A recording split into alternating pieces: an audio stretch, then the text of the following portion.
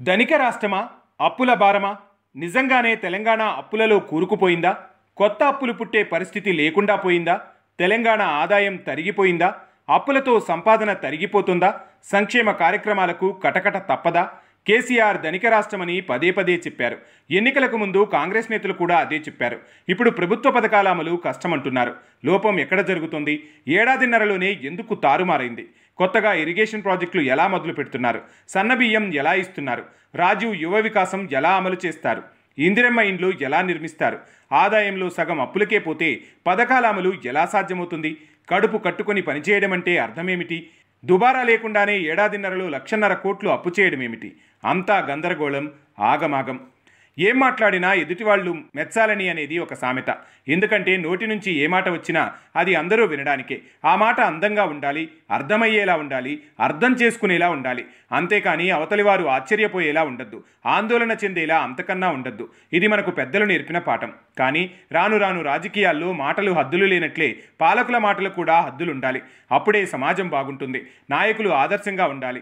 పాలకులకు ఇంకా ఆదర్శవంతమైన పాలన సాగించేలా వారి మాటలు కూడా ఆదర్శంగా నిలవాలి. అయితే ఇక్కడ తెలంగాణ విషయంలో మాత్రం ఎవరు ఏం చెబుతున్నారో ఎవరికీ అర్థం కావడం లేదు. గతంలో 10 ఏళ్ల పాటు పాలించిన కేసీఆర్ తెలంగాణ సంపన్న రాష్ట్రం, దేశంలోనే అత్యధిక ధనిక రాష్ట్రం అంటూ లెక్కలు చెప్పేవారు. తాను ఎక్కడో ఉన్న రాష్ట్రాన్ని ఎక్కడికో తీసుకెళ్లాలని లెక్కలు చెప్పేవారు. 90,000 ఆదాయం ఉన్న రాష్ట్రాన్ని 2.5 లక్షల కోట్లకు పెంచానని అంటూ ఉండేవారు. దేశ జాతీయ వృద్ధి రేటు కన్నా రాష్ట్ర వృద్ధి రేటు ఎక్కువ ఎన్నో రెట్లు ఉందంటూ చెప్పేవారు. అప్పుల్లో 24వ స్థానంలో మాత్రమే ఉందనేవారు. ఉత్తరప్రదేశ్ లాంటి రాష్ట్రం తెలంగాణ కంటే 4 రెట్లు ఎక్కువ అప్పులున్నట్లు ఆర్థిక సూచీలు ప్రజల ముందు ఉంచేవారు. దానికి తోడు తెలంగాణలో పెరిగిన సాగు స్థిరీకరణ వల్ల తెలంగాణ రైతాంగం ఆదాయం గణనీయంగా పెరిగిందని అంటుండేవారు. ఒకప్పుడు 30 లక్షల ఎకరాల్లో సాగు సాగితే ఇప్పుడు 1,50,00,000 ఎకరాల్లో సాగు సాగుతుందని అందరూ ఒప్పుకుంటున్నారు. ఇక పారిశ్రామిక రంగం విషయానికి వస్తే ఐటీ రంగంలో ఎంతో పురోగతి సాధించామన్నది ప్రత్యేకంగా చెప్పాల్సిన పనిలేదు. ఒకప్పుడు ఐటీ ఎగుమతులు 30,000 కోట్లు మాత్రమే ఉంటే 10 ఏళ్ల కాలంలో 2 లక్షల కోట్లకు పెరిగిందని నిపుణులు కూడా చెబుతున్నారు. మరి ఎక్కడ లోపం జరుగుతుంది? ఏ రంగంలో పురోభివృద్ధి జరగకపోయినా తెలంగాణలో వ్యవసాయ రంగంలో మాత్రం విప్లవాత్మకమైన మార్పులు వచ్చిన మాట వాస్తవం. అందరూ అంగీకరించాల్సిన సత్యం. తెలంగాణ రాకముందు ఎంత సాగు జరిగేది, తెలంగాణ వచ్చిన 2-3 సంవత్సరాల్లోనే ఎంత విస్తీర్ణం పెరిగింది అనేది కూడా స్పష్టమైన లెక్కలున్నాయి. సాగుతో రైతులు సంతోషంగానే ఉన్నారు. 10 ఏళ్ల కాలంలో ఒక్క ఏడాదిలో కూడా కరువు అనే మాట వినపడలేదు. అసెంబ్లీ సమావేశాల సమయంలో ఏ పార్టీ ఒరికొయ్యలు పట్టుకొచ్చింది లేదు. పైగా తెలంగాణ సాగు మొత్తం కరెంటు మీదనే ఆధారపడి సాగుతోంది. రైతులకు ఉచిత కరెంటు 24 గంటలు ఉచితంగానే ఇస్తున్నారు. కరెంటు లేదన్న మాట ఏ రైతు 10 ఏళ్లలో అడిగింది లేదు. ధర్నాలు, నిరసనలు చేసింది లేదు. అంటే రాష్ట్రంలో ఆర్థిక పరిపుష్టి అనేది ఏర్పడిందని చెప్పడానికి ఇదే సంకేతం. కాకపోతే ఆ సమయంలో కాంగ్రెస్ పార్టీ పదే పదే తెలంగాణ ధనిక రాష్ట్రం కాదు అంటూనే ఉండేది. ఊపర్ షేర్వానీ అందర్ పరేషాని అని ప్రచారం సాగిస్తూనే ఉండేది. కేసీఆర్ చెప్పేవన్నీ అబద్ధాలే అంటూ ప్రజలకు చెబుతుండేవారు.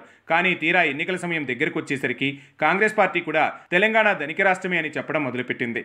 ఎందుకంటే అప్పుల పాలైన రాష్ట్రంలో కాంగ్రెస్ ప్రకటిస్తున్న సంక్షేమ పథకాలు ఎలా అమలు చేస్తారంటూ ప్రజలు కూడా ప్రశ్నించారు. దాంతో కాంగ్రెస్ తన వాయిస్ మార్చేసింది. తెలంగాణ కర్ణాటక కంటే ధనిక రాష్ట్రమే అంటూ చెప్పడం మొదలుపెట్టింది. కానీ అధికారం చేపట్టిన వెంటనే ముఖ్యమంత్రి రేవంత్ రెడ్డి లంకెబిందెలున్నాయనుకుంటే మట్టి కుండలు కూడా లేవంటూ చెప్పడం మొదలుపెట్టారు.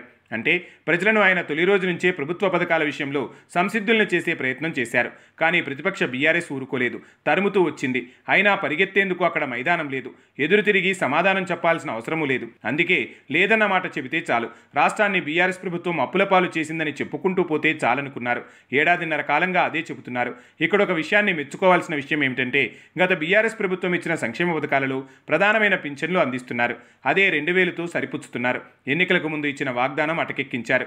2,000 మాత్రమే టంచన్గా ఇస్తున్నారు. ఎన్నికల్లో కానీ 100 రోజుల్లో 6 గ్యారంటీలు అమలు చేస్తామన్నారు. ఇప్పుడు మాట మార్చేశారు.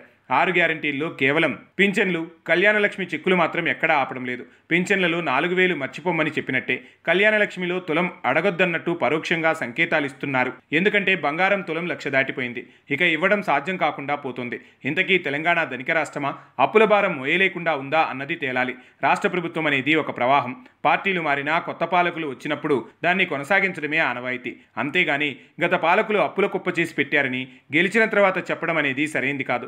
ఎన్నికల సమయంలో కాంగ్రెస్ ఇస్తున్న హామీల అమలుకు ఎలాంటి కసరత్తు చేస్తున్నారని మీడియా ప్రశ్నిస్తే రాష్ట్ర బడ్జెట్పై పూర్తి అవగాహన ఉందన్నారు. మరి ఇప్పుడు ఆదాయం లేదంటున్నారు. తాజాగా ఉద్యోగులు తమ సమస్యల సాధన కోసం సమ్మెకు దిగుతామంటున్నారు. ఆర్టీసీ ఉద్యోగులు కూడా అదే బాటలో నడుస్తామంటున్నారు. ఈ సమయంలో ఉద్యోగులతో సీఎం రేవంత్ రెడ్డి సంక్షేమ పథకాలు ఆపమంటారా? వచ్చే రూపాయిని ఉద్యోగ సంఘాల చేతుల్లో పెట్టేస్తా, ఎలా పంచుతారో పంచండి అని బంతిని వారి కోర్టులోకి నెట్టేశారు. పరోక్షంగా తెలంగాణ ఉద్యోగులకు ఇప్పటికే ఎక్కువ జీతాలున్నాయి, ఇంకా గొంతెమ్మ కోరికలు తీర్చే ప్రసక్తి లేదని ఒక రకంగా తేల్చి చెప్పారు. కానీ ఎన్నికలకు ముందు ఉద్యోగుల సమస్యలన్నీ తీర్చేస్తామన్నారు. అమాయకులైన ప్రజలకు ఏం చెప్పినా వింటారు. కానీ ఉద్యోగులు ప్రభుత్వాలు చెప్పినట్టు విన్న సందర్భాలు ఎప్పుడూ లేదు. కొంతకాలం ఓపిక పట్టినా ఎప్పుడో అప్పుడు మళ్ళీ నిరసన రాగం అందుకుంటారు, పెన్ డౌన్ చేస్తారు. అప్పుడు ఏం చేస్తారు? ఇక్కడ సీఎం రేవంత్ రెడ్డి కీలకమైన వ్యాఖ్యలు చేశారు. పింఛన్లు ఆపమంటారా, ధరలు పెంచమంటారా అని కూడా ఉద్యోగులను ప్రశ్నించారు. అంటే పరోక్షంగా ధరల పెంపునకు ప్రభుత్వం తయారుగా ఉందన్న విషయం చెప్పకనే చెప్పేశారు. అటు కరెంటు, ఇటు బస్సు ఛార్జీలు, రిజిస్ట్రేషన్ ఛార్జీలు భారీగా పెంచే యోచన చేసేలా ఉన్నారు. కాకపోతే స్థానిక సంస్థల ఎన్నికల దాకా ఆగుతున్నారు. నిజంగానే తెలంగాణ రాష్ట్రం అప్పుల్లో కూరుకుపోయిందా? అంటే తెలంగాణ కంటే ఎక్కువ అప్పులున్న రాష్ట్రాలు దేశంలో మరో 24 ఉన్నాయి. వాటికి లేని ఇబ్బందులు తెలంగాణకే వస్తున్నాయా? కొత్త అప్పులు పుట్టడం లేదా? ఈ మాటను జనం నిజమే అని నమ్ముతారా? ఎందుకంటే మన దేశం రాష్ట్రాల సమైక్య అంటే కేంద్రంతో సమానమైన అధికారాలు రాజ్యాంగం కల్పించబడింది. కాకపోతే చేసే అప్పుల విషయంలో కేంద్రం కొంత కనికరం చూపాల్సిన అవసరం ఉంటుంది. కేంద్ర రాష్ట్రాల మధ్య సఖ్యత ఉన్నా లేకున్నా తెలంగాణకు రావాల్సిన అప్పులు ఎలాగూ వస్తూనే ఉంటాయి. ఒకరిని బ్రతిమిలాడి తెచ్చుకోవాల్సిన అవసరం లేదు. కేసీఆర్ ఈ విషయంలో ఎప్పుడూ అప్పు పుట్టడం లేదన్న మాట చెప్పింది లేదు. కానీ తెలంగాణ ముఖ్యమంత్రి రేవంత్ రెడ్డి పదే పదే ఈ విషయాన్ని ఎందుకు చెబుతున్నారు అన్నదే ఇప్పుడు రకరకాల వాదనలకు దారి